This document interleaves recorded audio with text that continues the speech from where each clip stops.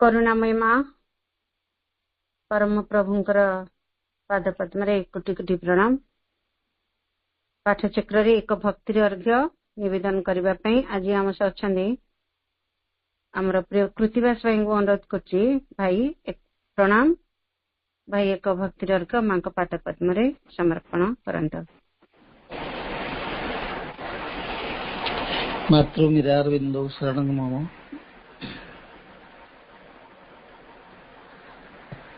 निरवित सुंदर श्रीमासी अरविंद शक्तिमयी ऑनलाइन पाठशालार परिचालिका सम्मानिया रत्नमंजरी अपा एवं आज कार्यक्रम सुंदर सहयोग कर समस्त मातृ सन्तान अपा भाई को मोर आंतरिक विनम्र प्रणाम शुभेच्छा। आलोचना को आसवे पूज्य सम्मानस्पद भवेश भाई मोर आंतरिक विनम्र प्रणाम सह शुभेच्छा। माँ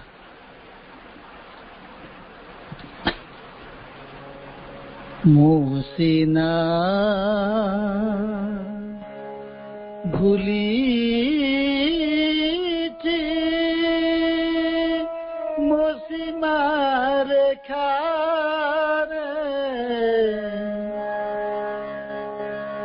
धरी न पारी मातोते मुसिना भूली मोसीमा रेखा भूली न पारी धरी न पारी मातोते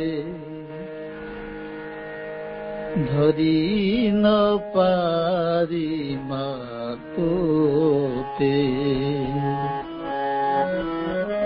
तू तो जानिछु गढ़िला बेल रे तू तो जानिछु गढ़िला बेल रे केउठी दरज केते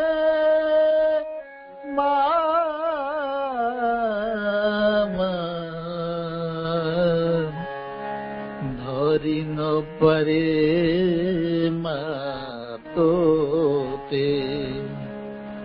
मुसिना भूली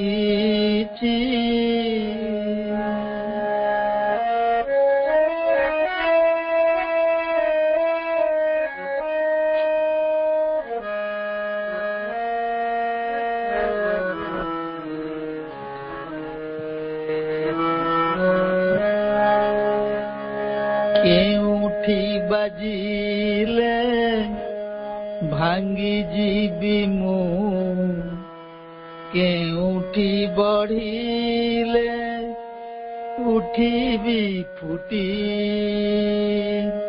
केउठी बाजिले भांगी जीवी मु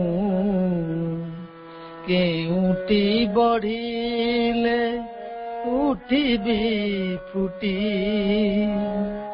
केउठी लागिले भोगी होइबी मु केउठी बा मोर जोगर काठी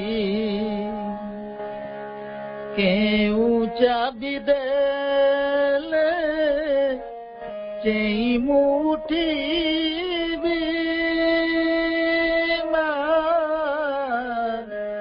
केउ चाबी देले चेई मुठी डाकी बीबी कले तोते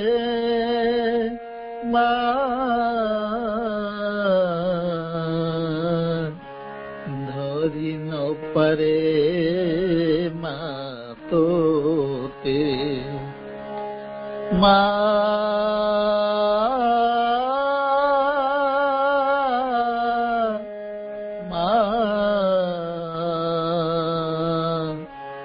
धरी न परे तोते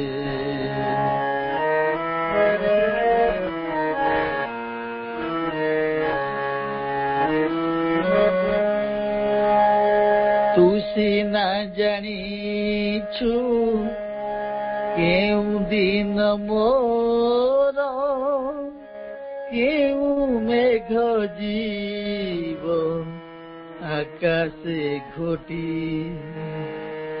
मा केउ मेघ जीव आकाशे घोटी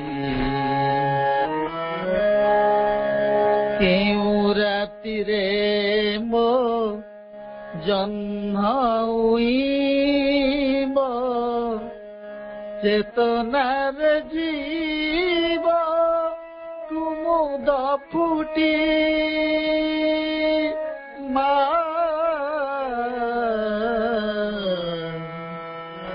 चेतनार जीव कुमुद फुटी मुसिना भूलिछि बताई दे मोते मा मुसिना भूलिछि बताई दे मोते केमिति पाइबी तोते मा धरि न परे मा तोते मुसिना भूलिछि मोसीमा रेखारे धरि न परी मा तोते तू तो जानिछु गढ़िला बेଳରେ मा तू तो जानिछु गढ़िला बेଳରେ केउठी दरज केते मा धरि न परे मा तोते मा मा मा मा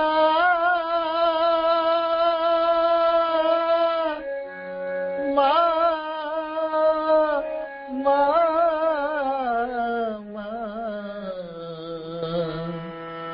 मा मा वंदे मातरम। प्रणाम। मा मा मा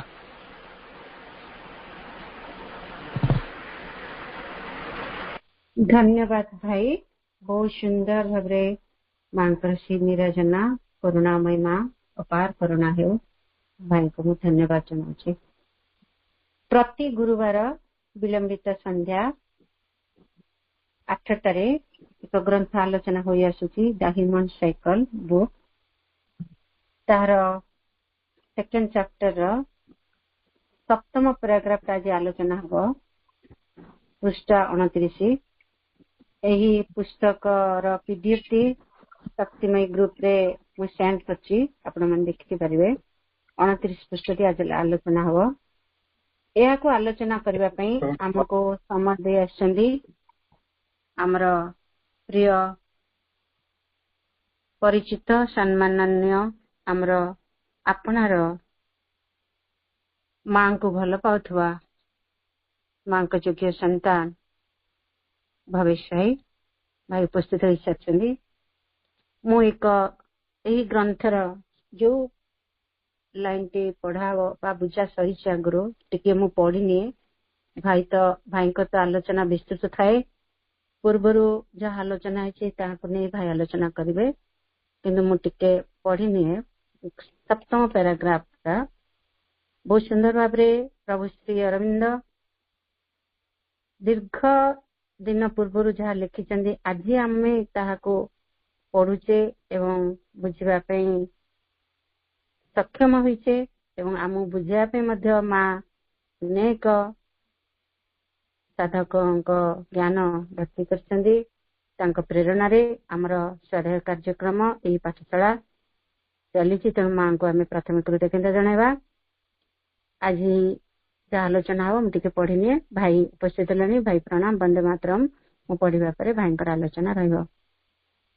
This he may attempt to do for a time by the power of the critical and analytical region which has already carried him so far, but not for very long.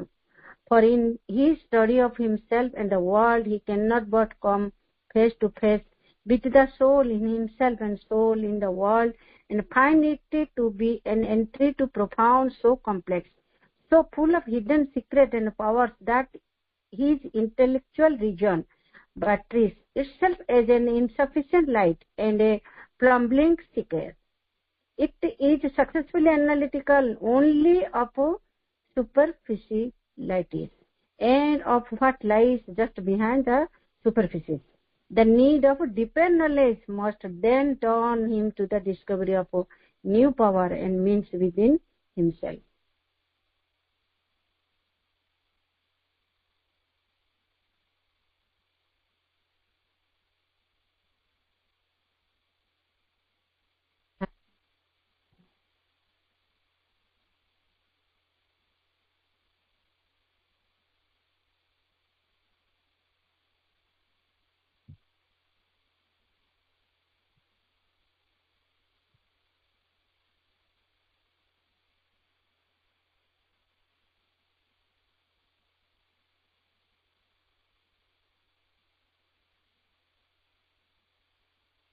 भाई आलोचना रखंदु।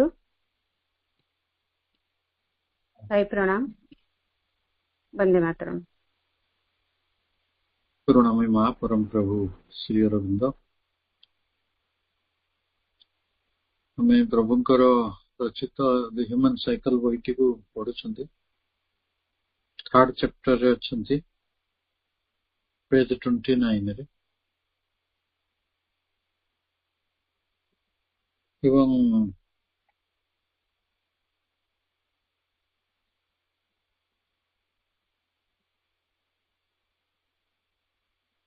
पढ़ुछंती हमें the coming of the subjective age. Subjective age कहले असधर्मी युग तार coming तार आगमनटी किपरि होइछि। आपनको दुईटी युगर कथा कहा जाइछि, कन्वेंशनल एज एवं इंडिविजुअलिस्टिक और रैशनलिस्टिक एज। एटा आशयधर्मी युग सब्जेक्टिव जोटा ऑब्जेक्टिव नुहे, वस्तुगत नुहे, भावगत सीधा सीधा आत्मिक जगतर कथा। आत्मा को संधान करिवार समय बा आत्मा को किपरि भावरे संधान करा जाइछि, आत्मार अनुभव को नहीं किपरि जीवन बंचा जाइछि,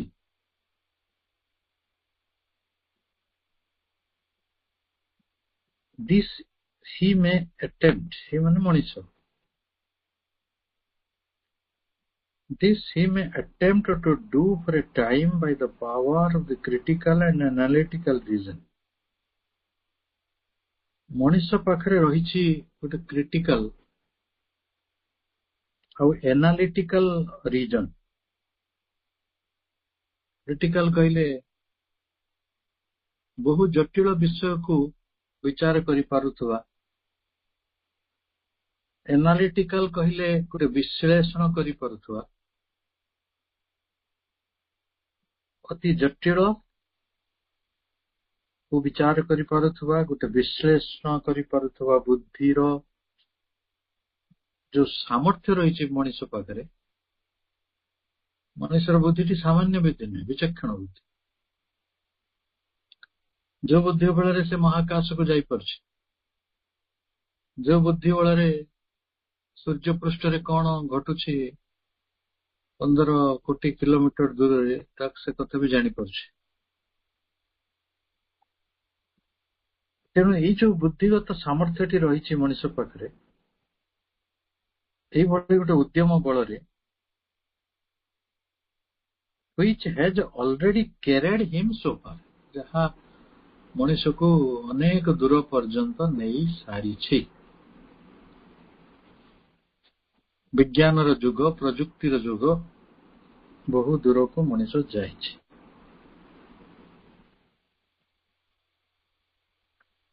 ଏବଂ ଏଇ ଯୋଉ ଉଦ୍ୟମଟି ମଣିଷ କରିଛି so far, ଏପର୍ଯ୍ୟନ୍ତ, but not for very long, ଏଇଟା ଦୀର୍ଘ କାଳ ଧରି ଚାଲିବ ନାହିଁ। ଏହାର ଗୋଟେ ଅବଧି ଅଛି, ଏହାର ଗୋଟେ ସମୟ ଅଛି। ସବୁ କଥା ଗୁଡିକର ସମୟ ଆପଣ ଦେଖୁଛନ୍ତି। ପ୍ରବଳ ପ୍ରତାପୀ ରାବଣ ଥିଲେ, ପ୍ରବଳ ପ୍ରତାପୀ କଂସ ଥିଲେ, ଦୁର୍ଯ୍ୟୋଧନ ଥିଲେ, ସେମାନଙ୍କର ରାଜତ୍ୱ ସରିଥିଲା। ଭଲ ରାଜା ମାନଙ୍କର ବି ସମୟ ସରିଥିଲା।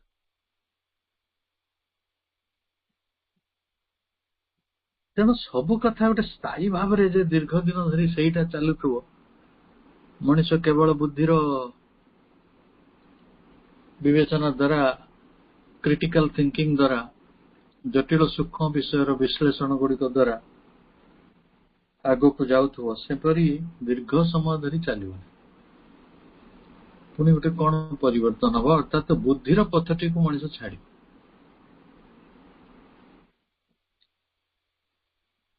ବୁଦ୍ଧିର ସୀମିତତା ତ ରହିଛି, ଆମେ ସମସ୍ତେ ଜାଣନ୍ତି।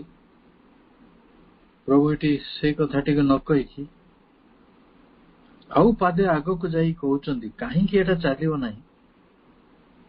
For in his study of himself, ମଣିଷ ଯେତେବେଳେ ସବୁ ପାହାଡ ପଡିଲା, ଅନ୍ତରୀକ୍ଷ ବିଷୟ ପଡିଲା, ସୂର୍ଯ୍ୟ, ଚନ୍ଦ୍ର, ଗ୍ରହ, ନକ୍ଷତ୍ର, ବାଲି, ଗୋଡି, ଧାତୁ, ଅଧାତୁ, ଖଣି, ଗଛ, ପତ୍ର, ପ୍ରାଣୀ ସବୁ ପଢି ସାରିଲା, ତାପରେ କଣ ପଡିବ? ନିଜ ବିଷୟରେ ପଡିବ। ଏଇ ହଉଛି ସବଜେକ୍ଟିଭ ଏଜର ସ୍ଥାପନା। ନିଜ ବିଷୟରେ ଆପଣଙ୍କର ଅଛି କଣ? ସବୁବେଳେ ମୁଁ ଆପଣଙ୍କୁ ସେ କଥା ଗୁଡିକ କହି ଆସିଛି, ଆପଣଙ୍କର କଣ ଅଛି? ଏଇ ପ୍ରଶ୍ନର ଉତ୍ତରଟା ସବୁବେଳେ ସମ୍ମୁଖୀନ ହେବେ।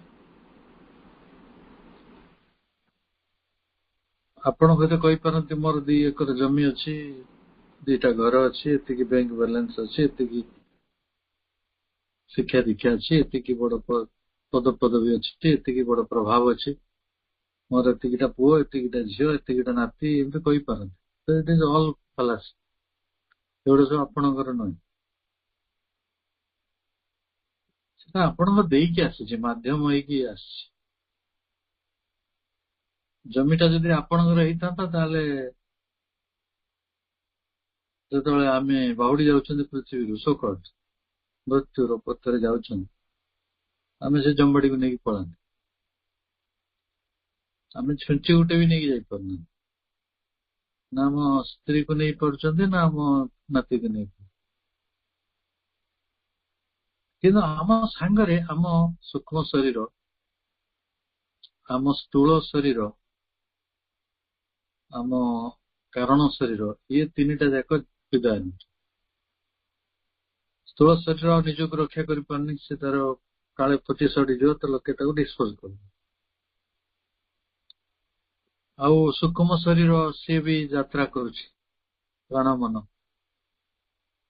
ତାର ବିଭିନ୍ନ ଲୋକକୁ ସେ ଯାଉଛି, ତାର ଯୋଉଠି ରହିବା କଥା ରହୁଛି। ଆଉ କାରଣ ଶରୀର ସମ୍ପୂର୍ଣ୍ଣ ଭାବରେ ଯାତ୍ରା କରୁଛି ସେଲ୍ଫ, ଆତ୍ମା ଭାବରେ। ସେଇଟା ହିଁ ଆପଣଙ୍କୁ, ମାନେ ମୋବାଇଲରେ ଏଇ ଯୋଉ ସିମ୍ଟା ହିଁ ଆପଣଙ୍କର, ହ୍ୟାଣ୍ଡସେଟ୍ଟା ସିମ୍ ଅନୁସାରେ ଚାଲୁଛି। ସୋଲଟି ଆପଣଙ୍କର,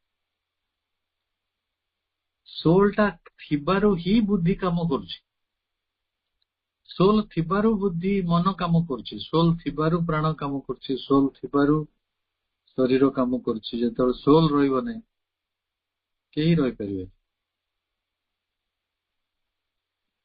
ତେଣୁ ସେ ହଉଛନ୍ତି ଆମ ଅସ୍ତିତ୍ୱର ରାଜଧାନୀ। ଆପଣ ଫେରି ଫେରି କୁଆଡେ ଯିବେ? କେତେ ବୁଲୁଛନ୍ତି ବୁଲୁନାହାନ୍ତି, ଯୁଆଡେ ବୁଲ। ଯେତେ ରାଜନୀତି କରିବା କଥା କରନ୍ତୁ, ଯେତେ ଶକ୍ତି ପ୍ରଦର୍ଶନ କରିବା କଥା କରନ୍ତୁ, ଯେତେ ପ୍ରଭାବ ବିସ୍ତାର କରିବା କଥା କରନ୍ତୁ, ଯେତେ ଯାହା ଆକ୍ଟିଭିଟି ଅଛି ଦୁନିଆର ସବୁ କରି ପକାନ୍ତୁ। ଯେଡେ ବଡ ବୈଜ୍ଞାନିକ ହେଇଯାଆନ୍ତୁ, ଯେଡେ ବଡ ଖେଳାଳି ହେଇଯାଆନ୍ତୁ, ଯେଡେ ବଡ ସିନେମା ଷ୍ଟାର ହେଇଯାଆନ୍ତୁ, ଜଣେ ବିଶ୍ୱବିଖ୍ୟାତ ଲେଖକ ହେଇଯାଆନ୍ତୁ, ସବୁ ଗୁଡିକ ସମ୍ଭବ ଆପଣଙ୍କ ଯୋଗୁ, ଆପଣଙ୍କ ଆତ୍ମାର ଉପସ୍ଥିତି ଯୋଗୁ। ସବା ଶେଷରେ ଆପଣ ନିଜ ପାଖକୁ ଫେରିବେ। For in this study of himself, ଯେତେବେଳେ ନିଜ ବିଷୟରେ ଷ୍ଟଡି କରି ଆରମ୍ଭ କରିବେ, ଆଉ ସେ ଶିକ୍ଷା ତ ମୁଁ ଆପଣଙ୍କୁ କିଛି କିଛି ସନ୍ଧାନ ଦେଇଛି। ଯଦି ଯେତେବେଳେ ନିଜ ବିଷୟରେ ଆପଣ ଶିକ୍ଷା ଲାଭ କରିବେ, ଆପଣ ହେଇଯିବେ ଲାଇଫ ବିଷୟରେ ପଢିଲେ ଲାଇଫ ସାଇଣ୍ଟିଷ୍ଟ ହେଇଯିବେ, ଲାଇଫ ସାଇନ୍ସ ପଢିଲେ ବାୟୋଲୋଜିଷ୍ଟ, ବାୟୋଟେକ୍ନୋଲୋଜିଷ୍ଟ। ଆଉ ଯେତେବେଳେ ଆପଣ ନିଜ ଦାନ୍ତ ଉପରେ ପଢିବେ ଡେଣ୍ଟିଷ୍ଟ ହେଇଯିବେ, ମନ ଉପରେ ଯେତେବେଳେ ପଢିବେ ସାଇକୋଲୋଜିଷ୍ଟ ହେଇଯିବେ, ଯେତେବେଳେ କାନ ଉପରେ ପଢିବେ ଆପଣ ENT ସ୍ପେଶାଲିଷ୍ଟ, ଆପଣ ହୃଦୟ ବିଷୟରେ ପଢିଲେ ହାର୍ଟ ସ୍ପେଶାଲିଷ୍ଟ, ସ୍କିନ୍ ବିଷୟରେ ପଢିଲେ ସ୍କିନ୍ ସ୍ପେଶାଲିଷ୍ଟ। ମାନେ ଆପଣ ସ୍ପେଶାଲିଷ୍ଟ ହିଁ ସ୍ପେଶାଲିଷ୍ଟ। ଆପଣ ଯେତେଟା ଅଙ୍ଗ ପ୍ରତ୍ୟଙ୍ଗ ଅଛି ଆମେ ଜାଣିଛନ୍ତି, ତାକୁ ଟିକେ ହିସାବ କରିବେ ତ ଥରେ। ସମୟ ଥିଲେ, ଆମର ସମୟ ବହୁତ ସମୟ ନଥାଏ। ଟିସୁ ଉପରେ ବି ଲୋକେ ସ୍ପେଶାଲିଷ୍ଟ ଅଛନ୍ତି, ମସଲ ର ସ୍ପେଶାଲିଷ୍ଟ ଅଛନ୍ତି, ବୋନ ର ସ୍ପେଶାଲିଷ୍ଟ ତ ଅଛନ୍ତି।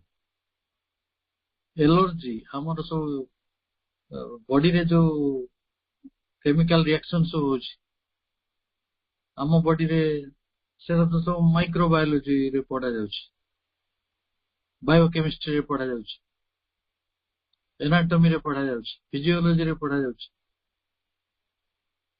ଯେ ଏଇ ମଣିଷର ଶରୀରଟାକୁ ନେଇ ଏତେ ପାଠ ଅଛି ନା ରେ ବାବା, ସମୁଦ୍ରର କାଳି ବି ଅଭାବ ପଡିବ। ଏତେ ରହସ୍ୟ ଖଞ୍ଜିକି ଆପଣଙ୍କୁ ତିଆରି କରାଯାଇଛି। ଆପଣ ଯେତେବେଳେ ନିଜ ଜୀବକୋଷ ବିଷୟରେ ପଢିବେ, ଆପଣ ଜଣେ ସେଲ ସ୍ପେଶାଲିଷ୍ଟ, ସାଇଟୋଲୋଜିର ସ୍ପେଶାଲିଷ୍ଟ ହେଇଯିବେ।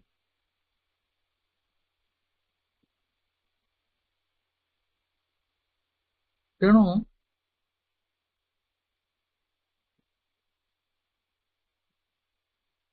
ଏଇ ଯୋଉ ଦିଟା ବିଷୟରେ ନ ପଢିକି ଆପଣ ରହିପାରିବେନି। ଏବେ ଆପଣ ଯାହା ପଢୁଛନ୍ତି ପଢନ୍ତୁ, ଇତିହାସ ପଢନ୍ତୁ, ଭୂଗୋଳ ପଢନ୍ତୁ, ସାହିତ୍ୟ ପଢନ୍ତୁ, ଇଞ୍ଜିନିୟରିଂ ପଢନ୍ତୁ, ଯେତେ ପଇସା କମେଇବା କଥା କମାନ୍ତୁ, ଯେତେ ଟଙ୍କାର ଗଦି ଉପରେ ଶୋଇବା କଥା ଶୁଅନ୍ତୁ, ଯେତେ ବିଦେଶ ବୁଲିବା କଥା ବୁଲନ୍ତୁ, ଯେଡେ ବଡ ଘରେ ରୁହନ୍ତୁ, ଯାହା କରିବା କଥା କରିପଡ଼ନ୍ତୁ, କିନ୍ତୁ ଫାଇନାଲି ନିଜ ସମ୍ପର୍କରେ ପଢିବାକୁ ପଡିବ।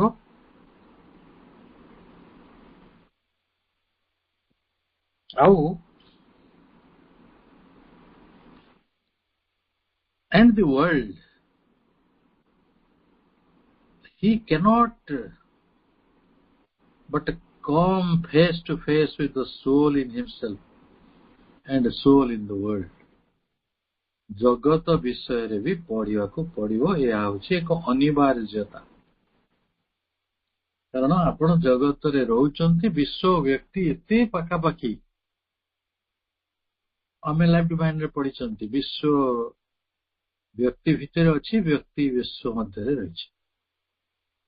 ଆମେ ପରସ୍ପରର ବହୁତ ଲୋଡା। ପବନ କୋଉଠୁ ଆଣିବେ, ଖାଦ୍ୟ କୋଉଠୁ ଆଣିବେ, ଆଲୋକ କୋଉଠୁ ଆଣିବେ, ଘର କୋଉଠୁ ଆଣିବେ, ବସ୍ତ୍ର କୋଉଠୁ ଆଣିବେ, ସୁରକ୍ଷା କୋଉଠୁ ଆଣିବେ? ବିଶ୍ୱ ଏବଂ ବ୍ୟକ୍ତି ପୁରା ସଂଲଗ୍ନ, ଅଭିନ୍ନ ସତ୍ତା ବୋଲି ଯଦିଓ କୁହାଯାଇ ପାରିବନି, କିନ୍ତୁ ଗୋଟେ ଦୃଷ୍ଟିରୁ ଚିନ୍ତା କଲେ ଅଭିନ୍ନ, ଭିନ୍ନ ହେଲେ ମରିବ। ମାଛଟି ଯେମିତି ପାଣି ଭିତରେ ଅଲଗା ହେଲା ମରେ, ସେମିତି ଆମେ ବିଶ୍ୱଠାରୁ ଅଲଗା ହେଲେ ରହିପାରିବା। ଆପଣ ଯେତେବେଳେ ନିଜ ବିଷୟରେ ପଢିବା ଆରମ୍ଭ କରିବେ, ଅନିବାର୍ଯ୍ୟ ଭାବରେ ବିଶ୍ୱ ବିଷୟରେ ପଢିବାକୁ। ଆଚ୍ଛା, ନିଜ ବିଷୟରେ ପଢିଲା ପରେ କୋଉଠି ପହଞ୍ଚିବେ ଜାଣିଛନ୍ତି? Come face to face with the soul in himself. ତା ନିଜ ଭିତରେ ରହିଥିବା ଏକ ଆତ୍ମା ସହିତ ତାର ଦେଖା ହେଇଯିବ, ଭେଟ ହେଇଯିବ, ଫେସ୍ ଟୁ ଫେସ୍, ପୁରା ସମ୍ମୁଖୀନ ହେଇଯିବେ, ସାମ୍ନା ସାମ୍ନି ହେଇଯିବେ। ଫେସ୍ ଟୁ ଫେସ୍ ମାନେ ସେ ସାମ୍ନା ସାମ୍ନି ହେଇଯିବେ। ଆମ ଭିତରେ ଯୋଉ ସୋଲ୍ ରହିଛି ସେଟା ହଉଛି ଜୀବାତ୍ମା, ଆଉ ଯୋଉ ରହିଛି ସୋଲ୍ ଇନ୍ ଦ ୱାର୍ଲଡ, ବିଶ୍ୱ ମଧ୍ୟରେ ମଧ୍ୟ ଏକ ଆତ୍ମା ରହିଛି, ସେ ହେଲେ ବିଶ୍ୱ ଆତ୍ମା। ତାଙ୍କ ସହିତ ବି ଭେଟ ହବ, କାରଣ ଆପଣ ନିଜ ବିଷୟରେ ପଢିଲା ବେଳେ ବିଶ୍ୱ ବିଷୟରେ ପଢିବା ଅନିବାର୍ଯ୍ୟ, ବିଶ୍ୱ ବିଷୟରେ ପଢିଲା ବେଳେ ନିଜ ବିଷୟରେ ପଢିବା ଅନିବାର୍ଯ୍ୟ। ଆଉ ଦି ଜଣ ସାଙ୍ଗରେ ପଢିଲା ବେଳେ ନିଜ ଭିତରେ ରହିଥିବା ଆତ୍ମା ବିଶ୍ୱ ମଧ୍ୟରେ ରହିଥିବା ଆତ୍ମା ସହିତ ଆପଣଙ୍କର ସମ୍ମୁଖୀନ ଫେସ୍ ଟୁ ଫେସ୍ ହେଇଯିବ।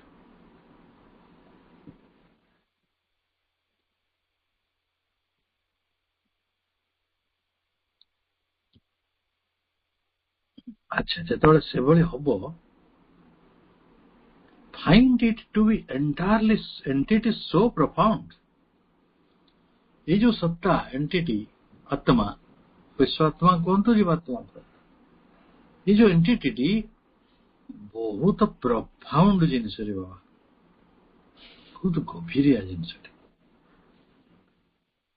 बहुत गभीर। एटा एत सुपरफिशियल कथा नुहे।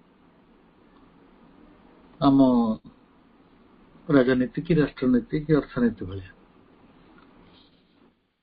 आम कला विज्ञान परी एटा गभीरिया अगभीर कथा नुहे। जदिओ तार गोटे गभीरता अच्छी, तांकर निजस्व गभीरता अच्छी, किंतु सेई गभीरता ठारू कहीं केते गुण रे गभीर आत्मार ज्ञान। सो कम्प्लेक्स, एते जटिल, खाली गभीर नुहे, जटिल मध्य, so full of hidden secrets, एते गोपनीय रहस्य रे से भरी हेकि रहिछि, हिडन हेकि रहिछि, लुचिकि रहिछि। एंड पावर्स, खाली कौन हिडन सीक्रेट गुड़िक अच्छी, ता भीतर पावर्स भी अच्छी। दैट हिज इंटेलेक्चुअल रीजन, कार मनीषर जो बुद्धि रही, तार बौद्धिक बुद्धि गुड़िक सेटा कौन हम ना बिट्रेड इटसेल्फ, सेटा वर्तमान आपण को कौन करियो, माने किसी काम रे आसो, बिट्रे करियो हला। जेमति एबे होछि, गोटे कोट गोटे कॉकरोच बाहरले, से लोके सब ताको थट्टा करथले। आज संध्या रे से तांगर एमिति पार्लियामेंट घेरी गले जे सेठी पुलिस तार कोड पळेले। सैन्य बाहिनी आसी कौन कोटी कोटी पिले हजार हजार लक्ष लक्ष पिला को मारी पकेव ना कौन? सरकार को बल किए? पुलिस, आर्मी, सरकार बल देखा नहीं, एबे किछि बल काम करछे, कोई कहते बिट्रेयल, माने जेते बेले आपणक बल किछि काम दब नाही।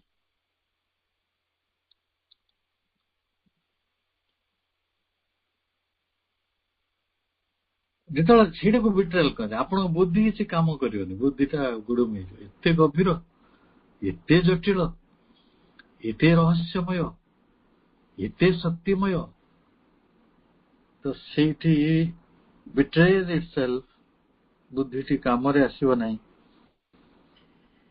काहे के आसीबो नाही ना, then insufficient light and a fumbling seeker।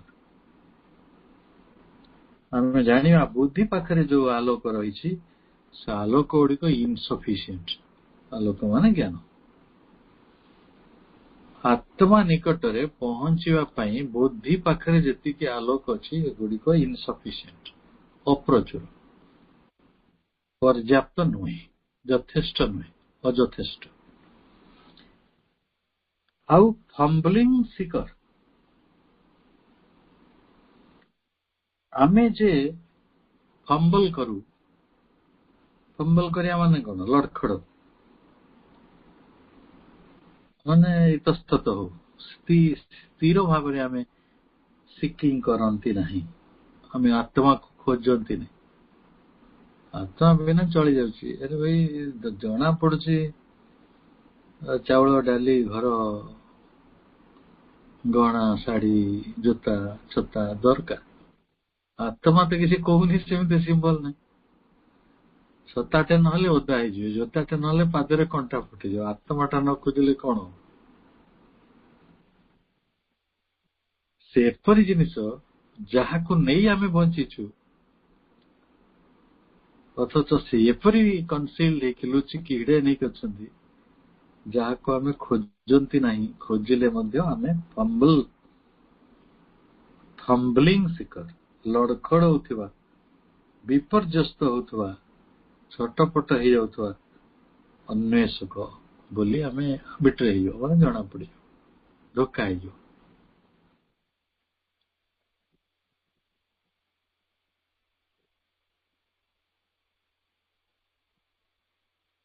ତାପରେ ପ୍ରଭୁ କହୁଛନ୍ତି, it is successfully analytical only of superficialities and of what lies just behind the superficies. ତାহলে ବୁଦ୍ଧିଟା ଯଦି ବିଟ୍ରେ କରୁଛି, ତାହେଲେ ବୁଦ୍ଧିଟା ଦରକାର କି ଦରକାର ନାହିଁ?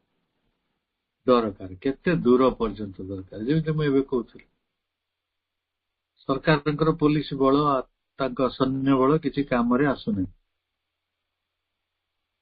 ତାମାନେ ପୋଲିସଟା ଦରକାର କି ଦରକାର ନାହିଁ? ଦରକାର। କେତେ ପର୍ଯ୍ୟନ୍ତ? କିଛି ଦୂର ପର୍ଯ୍ୟନ୍ତ।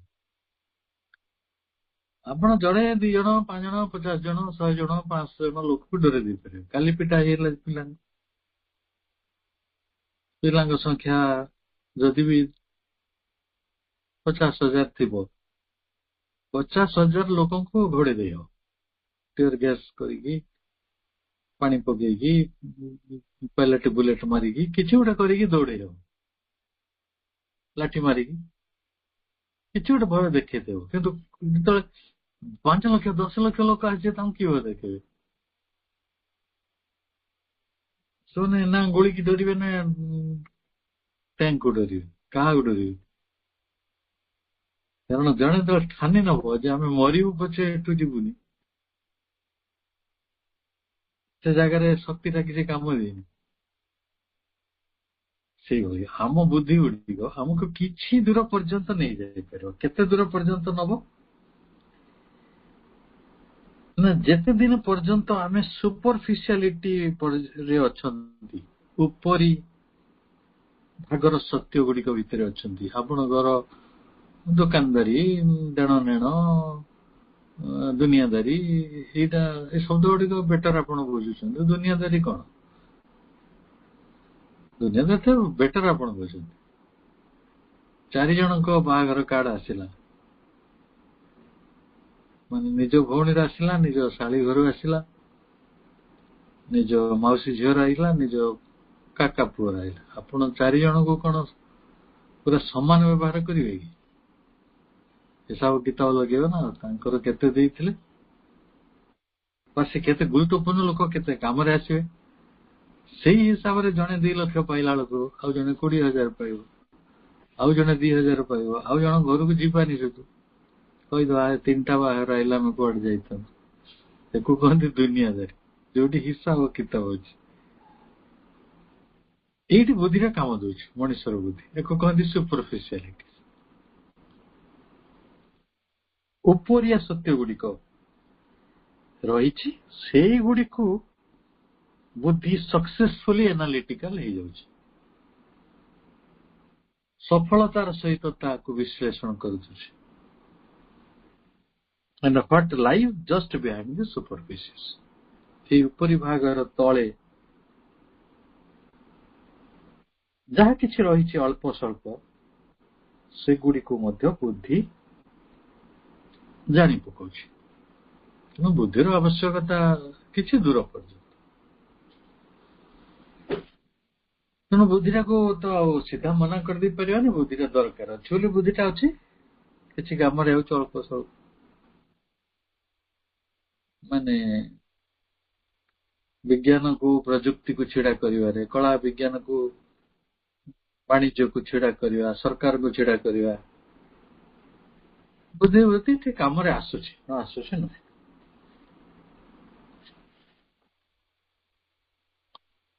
କିନ୍ତୁ ଆତ୍ମା ଭଳି କଥାକୁ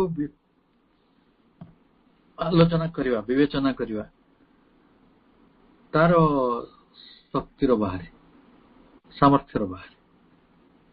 ଇନସଫିସିଏଣ୍ଟ ଲାଇଟ୍, ସେଠି ଆଲୋକ ଯଥେଷ୍ଟ ନାହିଁ। ତେଣୁ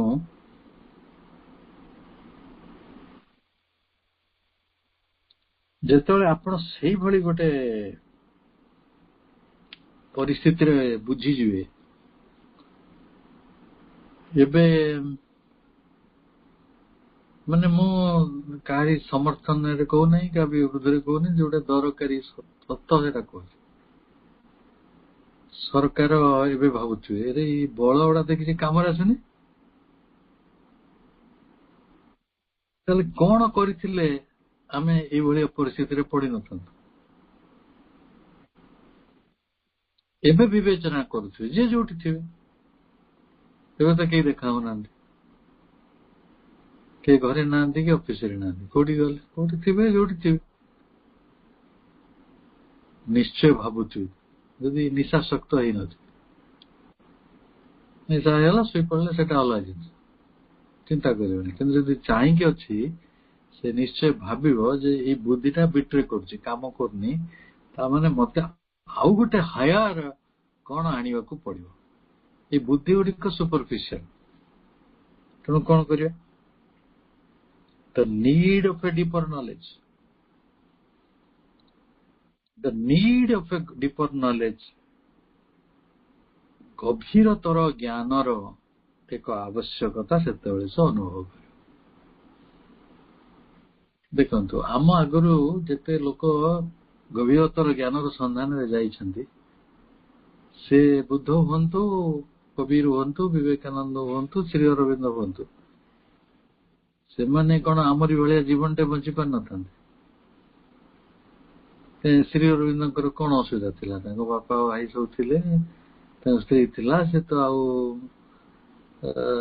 ସେ ସ୍ୱାଧୀନତା ସଂଗ୍ରାମରୁ ବାହାରି ଆସିଲା ପରେ ତାଙ୍କ ସ୍ତ୍ରୀକୁ ନେଇ ସେ ଘର ସଂସାର କରିଥାନ୍ତେ। ସାଧନ ଭିତରୁ କାହିଁ ଚାଲିଗଲେ? କାହିଁକି ଅଧିକ ଜ୍ଞାନ ପଛରେ ଚାଲିଗଲେ? ତାର ଆବଶ୍ୟକତା କଣ ଅନୁଭବ କଲେ?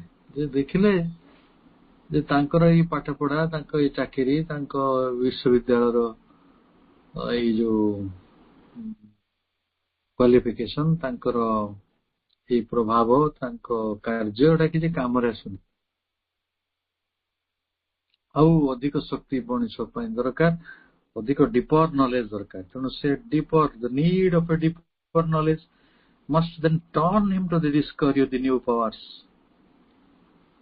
ତେଣୁ ଆପଣଙ୍କୁ ସିଏ ଯେତେବେଳେ ଗଭୀର ଜ୍ଞାନ ଟିକେ ଅନ୍ୱେଷଣ କରିବେ, ସେ ଆପଣଙ୍କୁ ଟର୍ନ କରିଦେବ ଗଭୀର ଜ୍ଞାନଟି। କଣ କରିବା ପାଇଁ? ନା ଡିସ୍କଭରି ଅଫ୍ ନ୍ୟୁ ପାୱାର୍ସ, ନୂଆ ଶକ୍ତିର ସନ୍ଧାନ କରିବେ। ନୂଆ ଶକ୍ତିର ସନ୍ଧାନ କରିବେ। ଆଉ ମିନ୍ସ ସାଧନର ୱିଦିନ୍ ହିମସେଲ୍ଫ, ନିଜ ଭିତରେ ସବୁ ନୂଆ ନୂଆ ସାଧନ ଗୁଡିକ ରହିଛି, ଶକ୍ତି ରହିଛି, ସାଧନ ବି ରହିଛି, ସେଗୁଡିକ ସନ୍ଧାନ କରିବେ। ତେଣୁ ଭାଇ ଭଉଣୀ ମାନେ ଅତି ବିନମ୍ରତାର ସହିତ, ସାଧୁତାର ସହିତ ଏ କଥାଟା କହିବାକୁ ପଡୁଛି, ଯିଏ ଯେତେ ଜ୍ଞାନୀ ହେବ ତାର କ୍ଷମତା ସେତେ ବେଶୀ। ଆମେ ଯଦି ଧନାକାଂକ୍ଷା ଥିବ ଆମ ପାଖରେ, ଧନ ରୋଜଗାର କରିବା ଇଚ୍ଛା ଥିବ, ତାହେଲେ ବହୁତ ବଡ ଖଣିର ମାଲିକ ହବା କିଛି ଆବଶ୍ୟକତା ନାହିଁ। ଆପଣ you become one Elon Musk, ଗୋଟେ ବିଲ୍ ଗେଟ୍ସ ଆପଣ ହୁଅନ୍ତୁ ନା। ସେମାନେ କଣ ଅଛି କି? ବୁଦ୍ଧି ତ ଅଛି, ଜ୍ଞାନ ତ ଅଛି। ମୁଁ ଯୋଉ 2 ଜଣଙ୍କ ନାଁ କହିଲି, ଯୋଉମାନେ ପୃଥିବୀର ସର୍ବଶ୍ରେଷ୍ଠ ଧନୀ ତାଲିକାରେ ଯାଆନ୍ତି, ସେମାନେ କୋଉ ଖଣିର ମାଲିକ ନୁହନ୍ତି, ସେମାନେ ଜ୍ଞାନର ମାଲିକ। ଜ୍ଞାନ ଜଗତରେ ଅସାଧାରଣ ଶକ୍ତି ସମ୍ପନ୍ନ ବ୍ୟକ୍ତି, ତେଣୁ ସେମାନେ ପଇସା କମାଉଛନ୍ତି। ଆମେ ଯାହା ଖୋଜୁଛୁ ସେଟା ଯାହା ବି ଜ୍ଞାନ ଜରିଆରେ ମିଳିପାରିବ। ତେଣୁ ଡିପର ନଲେଜର ଆବଶ୍ୟକତାକୁ ଯେତେବେଳେ ସେ ଅନୁଭବ କଲେ, ସେତେବେଳେ ଏକ ନୂତନ ଶକ୍ତି ଓ ନୂତନ ସାଧନ ନିଜ ଭିତରେ ସନ୍ଧାନ କଲେ। ହି ଫାଇଣ୍ଡସ୍ ଦ୍ୟାଟ୍, ମଣିଷ ସେଠି ପାଇଲା। କଣ ପାଇଲା?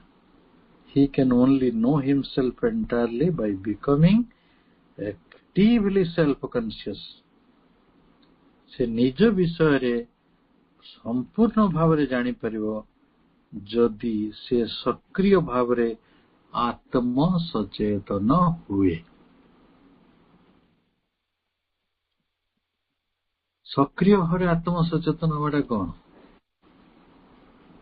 ଏଇ ତ କଥା, ଏଟା ଶୁଣି ଦେଇକି ତ ପଳେଇଲେ ହବ କି? ଆଉ ସକ୍ରିୟ ଭାବରେ ଆତ୍ମ ସଚେତନ ହବାଟି କଣ? ଦେଇକି ଯଦି ସକ୍ରିୟ ଭାବରେ ଆତ୍ମ ସଚେତନ ହେବେ, ତାହେଲେ ଯାଇ ଆମେ ନିଜକୁ ଜାଣିବାକୁ ସମର୍ଥ। He finds that he can only know himself entirely, ପୂର୍ଣ୍ଣ ରୂପେ ଜାଣିପାରିବ ଯଦି ସିଏ ଜୀବନ୍ତ ଭାବରେ ଆତ୍ମ ସଚେତନ ହେବ, and not merely self-critical. ଖାଲି ସାମାନ୍ୟତଃ merely ଯଦି ଆମେ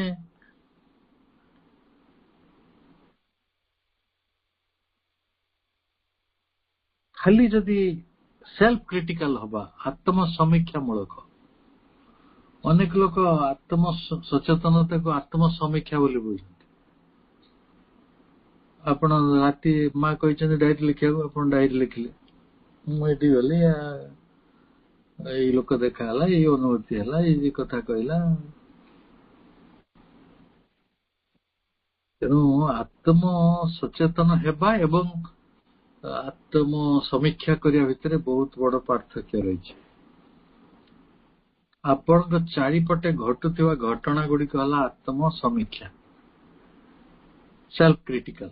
କିନ୍ତୁ ଆତ୍ମ ସଚେତନ କଣ? ନିଜ ବିଷୟରେ ଜାଣିବା। You are conscious of your self. ନିଜ ଆତ୍ମା ସମ୍ପର୍କରେ ଜାଣୁଛନ୍ତି, ନିଜ ପ୍ରାଣ ସମ୍ପର୍କରେ ଜାଣୁଛନ୍ତି, ନିଜ ମନ ସମ୍ପର୍କରେ ଜାଣୁଛନ୍ତି, ସେମାନଙ୍କର ଗତିବିଧି ବିଷୟରେ ଜାଣୁଛନ୍ତି, ସେମାନଙ୍କର ସ୍ୱରୂପ ବିଷୟରେ ଜାଣୁଛନ୍ତି, ସେମାନଙ୍କ ସୀମା ବିଷୟରେ ଜାଣୁଛନ୍ତି, ସେମାନଙ୍କର କାର୍ଯ୍ୟ ଧର୍ମ ଉପରେ ଜାଣୁଛନ୍ତି। ଏଗୁଡା ହେଲା ଆତ୍ମସଚେତନ। ପ୍ରଭୁ ଶ୍ରୀ ଅରବିନ୍ଦ ଜାଣିଥିଲେ ବୋଲି ପ୍ରାଣ ଉପରେ 5ଟା ପ୍ରବନ୍ଧ ଲେଖିଥିଲେ, ଜାଣିଥିଲେ ବୋଲି ମନ ଉପରେ 5-7ଟା ପ୍ରବନ୍ଧ ଲେଖିଥିଲେ। ଲାଇଫ ଡିଭାଇନ ବହିରେ 56ଟି ପ୍ରବନ୍ଧ ଭିତରେ ଲାଇଫ ଉପରେ 4ଟି ଏବଂ ମାଇଣ୍ଡ ଉପରେ କିଛି ନହେଲେ 6-7ଟି ପ୍ରବନ୍ଧ ରହିଛି।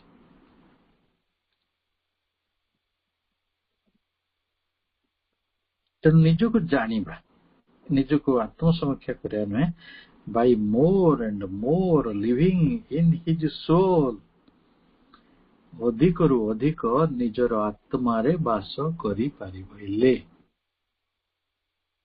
ଆମେ କୋଉଠି ବାସ କରନ୍ତି? ଦେହରେ ବାସ କରନ୍ତି। ମାନେ ଘରକୁ ଆସିଲା ବେଳକୁ ଜଣେ ମୁହଁ ଶୁଖେଇ ବଇଥିବ, କଣ ହେଲା? ତ ମୁଣ୍ଡଟା ବିନ୍ଧୁଛି, ଗୋଡଟା କାଟୁଛି, ଅଣ୍ଟାଟା କାଟୁଛି, ଥଣ୍ଡା ହେଇଯାଇଛି, ଖାଦ୍ୟଟା ହଜମ ହେଇନି, ଶରୀର ଅଚେତନ, ଭୋକ ଲାଗିଲାଣି, ଖାଇବାକୁ ଇଚ୍ଛା ହଉନି, ଥକା ଲାଗୁଛି। ଏଟା ସବୁ ଶରୀର ଚେତନା। ପ୍ରାଣ ଚେତନା, ମନଟା ବଡ ଉଦ୍ବେଳିତ ଅଛି, କଣ ଗୋଟେ ଖୋଜୁଛି, ଯୋଉଟା ଖୋଜୁଛି ସେ ଜାଣିନି, କେମିତି ଗୋଟେ ଅଶାନ୍ତି ଲାଗୁଛି, କେମିତି ଗୋଟେ ଅତୃପ୍ତ ଲାଗୁଛି, କେମିତି ଗୋଟେ ଛଟପଟ ଲାଗୁଛି, କେମିତି ଗୋଟେ ଇତସ୍ତତ ଲାଗୁଛି, କିଛି ଭଲ ଲାଗୁନାହିଁ। କଣ ଗୋଟେ ଖୋଜୁଛି, ପାଇଲେ ଇଚ୍ଛା ଲାଗୁଛି, ପୁଣି ଇଚ୍ଛା ଲାଗୁଛି ବଜାର ହାଟ ପଳେଇଲି, ଏଠି ମେଞ୍ଚେ କିଣି ଆଣିଲି, ପୂଜା କରିସାରିଲା, ପୁଣି ସେଠି ବନ୍ଦ ହବ, କନଫ୍ୟୁଜନ, ପ୍ରାଣଚେତନ। ଯାହାକୁ ଯାହା ମନ ଆସୁଛି ସେଇଟା କରୁଛି। ସେଇଟା ମନ ହେଲା ଖାଇଲି, ସେଇଟା ମନ ହେଲା କଲି, ସେଇଠି ମନ ହେଲା ପଳେଇଲି, ସେଠିକି ମନ ହେଲା ଫୋନ କଲି, କାହାକୁ ମନ ହେଲା ଝଗଡା କଲି, କାହା ମନ ହେଲା କାହାକୁ ଗେଲ କଲି। ମନର ମୂଳେ ସେ ବସୁଛି, ସେଇଟା ମେଣ୍ଟାଲ ଲାଇଫ। ଏହାକୁ ଆହୁରି ବ୍ୟାପକ ଚିନ୍ତା କରିପାରିବେ, କିଏ ଶରୀର ଜୀବନରେ ଅଛି, କିଏ ପ୍ରାଣ ଜୀବନରେ ଅଛି, କିଏ ମନ ଜୀବନରେ ଅଛି, କିନ୍ତୁ ଆତ୍ମାର ଜୀବନରେ ବଞ୍ଚିବା, acting out of it, ତାହାରି ମଧ୍ୟରୁ କାର୍ଯ୍ୟ କରିବା, ଆତ୍ମାରୁ କାର୍ଯ୍ୟ କରିବା। ଭାଇ ଭଉଣୀ ମାନେ, ଆପଣଙ୍କ ଭିତରୁ କେତେ ଜଣ ଆତ୍ମାରୁ କାର୍ଯ୍ୟ କରୁଛନ୍ତି ମୁଁ ଜାଣିନି। ଆମେ ସବୁବେଳେ ଚେଷ୍ଟା କରୁ ନିଜ ଶରୀରର ବଳ ଲଗେଇ କାମ କରିବା, ପ୍ରାଣରୁ କାମ କରୁ, ପ୍ରାଣ ଶକ୍ତିକୁ ୟୁଜ କରିକି ଆମେ ମନ ଶକ୍ତିକୁ ବ୍ୟବହାର କରି କାର୍ଯ୍ୟ କରୁ, କିନ୍ତୁ ଆତ୍ମାରୁ କାର୍ଯ୍ୟ କରିବାଟା କଣ? ସେଇଟା ତ ସୂକ୍ଷ୍ମ ଯୋଗ। ପ୍ରଭୁ ଶ୍ରୀ ଅରବିନ୍ଦ ସମ୍ପୂର୍ଣ୍ଣ ଦିଟା ଯୁଦ୍ଧକୁ ପରିଚାଳନା କଲେ, ପ୍ରଥମ ବିଶ୍ୱଯୁଦ୍ଧ, ଦ୍ୱିତୀୟ ବିଶ୍ୱଯୁଦ୍ଧ। ନହେଲେ ହିଟଲର ଭଳିଆ ଗୋଟେ ଲୋକ ହାରିଥାନ୍ତା। ହିଟଲରକୁ ଲୋକେ ଭଗବାନ କହୁଥିଲେ, ନେକ୍ସଟ ଟୁ ଗଡ୍। ଭଗବାନଙ୍କୁ ନ ଦେଖିଲେ ପଛେ ରହିହେଇଯିବ, କିନ୍ତୁ ହିଟଲରକୁ ନ ଦେଖିଲେ ଲୋକେ ରହୁନଥିଲେ। ତାର ପଦେ କଥା ଶୁଣିବା ପାଇଁ ଲୋକେ ପାଗଳ ଭଳି ରହିଥିଲେ। ସେତେବେଳେ ହିଟଲର ନିଜେ ଆତ୍ମହତ୍ୟା କଲେ, ଜଣା ପଡିଲା ଯେ ତାଙ୍କୁ ଭଲ ପାଇବା ଫଳରେ ନିଜ ଦେଶଟିକୁ ଜର୍ମାନବାସୀ ମାନେ ହରାଇ ବସୁଛନ୍ତି। ଖାଲି ନିଜ ଦେଶ ନୁହେଁ, ସମଗ୍ର ପୃଥିବୀର ସବୁ ଦୁଃଖର ମହାକାରଣ ହେଇଯାଇଛି ସେ ରାକ୍ଷସ। ତ ତା ରାକ୍ଷସ ବୃତ୍ତିଟା ସେତେବେଳେ ଲୋକଙ୍କ ନଜରରେ ଆସିଲା। ତ ଏଭଳି ଭଗବାନ ମାନୁଥିବା ଯୋଉମାନେ କୋଟି କୋଟି ମଣିଷ ତାଙ୍କ ପାଇଁ ଜୀବନ ଦେଇ ଦଉଥିଲେ, ତ ସେଇ ସବୁ ମଣିଷ ମାନଙ୍କର ଅତ୍ୟାଚାରରୁ ଏ ପୃଥିବୀକୁ କଣ ରକ୍ଷା କରାଯାଇ ପାରିଥାନ୍ତା? କୋଉଥିରୁ କାମ କଲେ? ଆତ୍ମିକ ଶକ୍ତି ପ୍ରୟୋଗ କଲେ। ଏଇଟା ହଉଛି ବ୍ରହ୍ମ ତେଜ। ଶରୀରରୁ କାମ କରିବା କ୍ଷେତ୍ର ତେଜ, ଆତ୍ମାର ଶକ୍ତି ପ୍ରୟୋଗ କରି କାମ କରିବାଟା ହଉଛି ବ୍ରହ୍ମ ତେଜ। ଋଷିମାନେ ଏସବୁ କର୍ମ କରୁଥିଲେ, ଜାଣିଥିଲେ। ଆପଣ ଜଣକୁ କାର୍ଯ୍ୟ କରିବାର ଅଛି, ଫିଜିକାଲି ପ୍ରେଜେଣ୍ଟ ହେଇକି ସେଠି ତନ ମନ ଧନ ସାହା ବି ଆପଣଙ୍କର ଦରକାର ଅଛି, ଦେଇକି କରିପାରିବେ। ଆଉ ଗୋଟେ ରାସ୍ତା ଅଛି, ଯୋଉ ରାସ୍ତାଟା ସହଜ ନୁହେଁ, ସମସ୍ତଙ୍କ ଦ୍ୱାରା ହବନି, ଆତ୍ମିକ କାର୍ଯ୍ୟ ମଧ୍ୟ ହେଇପାରିବ, କିନ୍ତୁ ଆତ୍ମାର କାମ କରିବାଟା ଶିଖିବାକୁ ପଡେ। ଯଦି ଆପଣ କନସେନ୍ଟ୍ରେଟେଡ୍ ଅଛନ୍ତି, ସିନସିୟର ଅଛନ୍ତି, ଟ୍ରୁଥଫୁଲ ଅଛନ୍ତି, ରାଇଟିୟସ୍ ଅଛନ୍ତି, ମେଡିଟେଟିଭ ଅଛନ୍ତି, କଣ୍ଟେମ୍ପଲେଟିଭ ଅଛନ୍ତି, ଯୋଗଯୁକ୍ତ ଜୀବନରେ ଅଛନ୍ତି, ତାହେଲେ କରିପାରିବେ। ଆତ୍ମାରୁ କାମ କରିବା, ତାପରେ ଆଉ କଣ କରିବା? ରେଦର ଆମେ କିନ୍ତୁ କଣ କରୁ? acting out of it rather than floundering on surfaces. ଆମେ ଏଇ ଉପରି ଭାଗ ଗୁଡିକରେ ଫ୍ଲଣ୍ଡର କରୁଛୁ।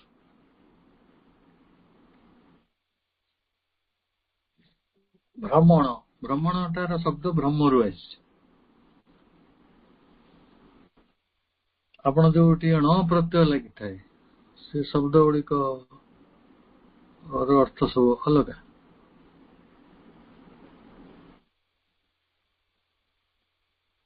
ତ ଆପଣ ଯେମିତି ଭୋଜନ, ରମଣ, ସେମିତି ଭ୍ରମଣ, ନଅଣତ ଏକାର୍ଥବୋଧକ। ତ ସେଇଠୁ ସେଗୁଡିକ କଣ ଭ୍ରମରୁ ଭ୍ରମଣ କରନ୍ତି ଆଉ ଇତସ୍ତତ ଘୁରି ବୁଲିବା, ଆଡେ ସାଡେ ଯିବା।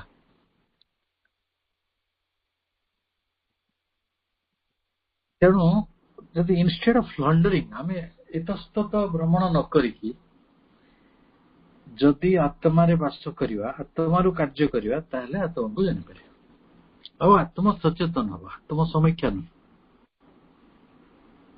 ତାପରେ ପୁଣି କହିଲେ by putting himself into conscious harmony, ନିଜକୁ ଗୋଟେ ସଚେତନ ସୌମ୍ୟରେ ରଖିବା, with which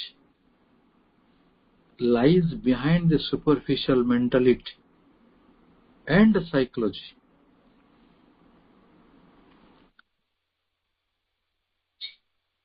এই ଯୋଉ ନିଜକୁ ଯଦି ଆମେ ସୌମ୍ୟର ସହିତ ରଖିପାରିବା, କୋଉଠି ନା ନିଜର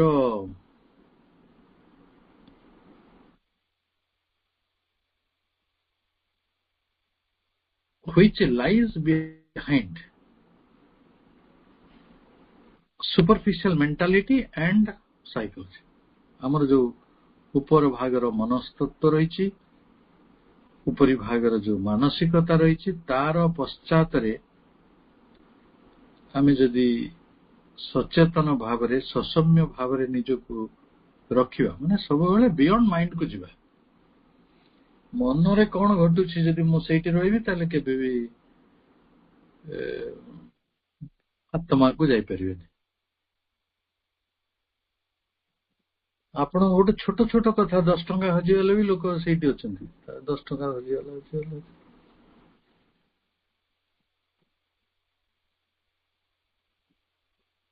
ଆଜି ଜଣେ ଲୋକ ଦେଖାହେଲା, ତା ଘରେ ମୂଷା ବାହାରିଲା 2ଟା, ସେ ଖାଲି 2 ଦିନ ହେଲା ମୂଷା ହଉଛି। କୋଉଠୁ ଅଠା ଆଣିବ, କୋଉଠୁ ମୂଷା ବିଷ ଆଣିବ, କୋଉଠି ମିଳେ, ବାସ୍ ତାର 2 ଦିନ ସହା ହେଇଗଲା। ସେ ଆତ୍ମାରେ କେତେଟା ବଞ୍ଚିବ?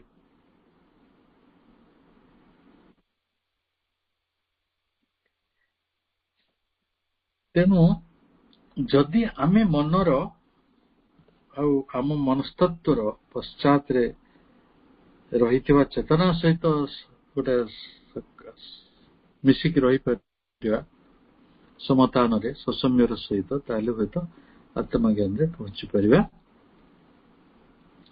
and by enlightening his reason, ଆମ ବୁଦ୍ଧିକୁ ଆଲୋକିତ କରିବା। ଆମ ବୁଦ୍ଧିକୁ କେମିତି ଆଲୋକିତ କରାଯିବ? ଟର୍ଚ୍ଚ ପକେଇଦବା। ବୁଦ୍ଧିକୁ ଆଲୋକିତ କରିବାର ରାସ୍ତା ହଉଛି ଜ୍ଞାନ ହାସଲ କରିବା। ଜ୍ଞାନଟା ହଉଛି ଆଲୋକ। and making dynamic his action, ବୁଦ୍ଧିର ଯୋଉ କ୍ରିୟାକ୍ରମ ରହିଛି ତାକୁ ଅଧିକ କ୍ରିୟାଶୀଳ କରିବା କର୍ମ ଦ୍ୱାରା। ସେ କର୍ମଟା କିପରି ପ୍ରଭାବିତ ହବ ନା through this deeper light and power, এই ଗଭୀରତମ ଆଲୋକ ଏବଂ ଶକ୍ତି ଦ୍ୱାରା to which he thus open, এই ବାଟରେ ସେ ବୁଦ୍ଧିଟି ସେଇ ଆଡକୁ ଖୋଲିଯିବ। ବୁଦ୍ଧି ଗୋଟେ ଫୁଲ ଭଳି, ବୁଦ୍ଧି ସବୁ ଖୋଲେ, ପାଖୁଡା ମିଳେ। ଏଇ ଯୋଉ ବୁଦ୍ଧିର ଶତଦଳ କଥାଟି ସହସ୍ରାର ପ୍ରଭୁ ଲାଇଫ ଡିଭାଇନ ବହିରେ ଲେଖିଛନ୍ତି। ଏଇ ଯୋଉ ସିନ୍ଥେସିସ୍ ଅଫ ଯୋଗର ଯୋଉଠି 4 A's ରହିଛି, ସେଇ ଚାପ୍ଟରରେ କିପରି ଆମ ହୃଦୟ ସବୁ ପାଖୁଡା ଖୋଲେ, କେମିତି ଆମ ମସ୍ତିଷ୍କ ସବୁ ପାଖୁଡା ପରି ମାନେ ପଦ୍ମ ଶତଦଳ ଭଳି ଖୋଲିଯାଏ, ସେ କଥା ଗୋଟେ ବଡ ସୁନ୍ଦର ଭାବରେ ଅର୍ଣ୍ଣାମେଣ୍ଟାଲି ଲେଖିଛନ୍ତି। ତେଣୁ କିପରି ଭାବରେ ଆମେ ଆତ୍ମଜ୍ଞାନ ମଧ୍ୟକୁ ଯାଉଛୁ, ଏ ସମ୍ପର୍କରେ ଆମର ଅଧ୍ୟୟନ ଜାରି ରହିବ।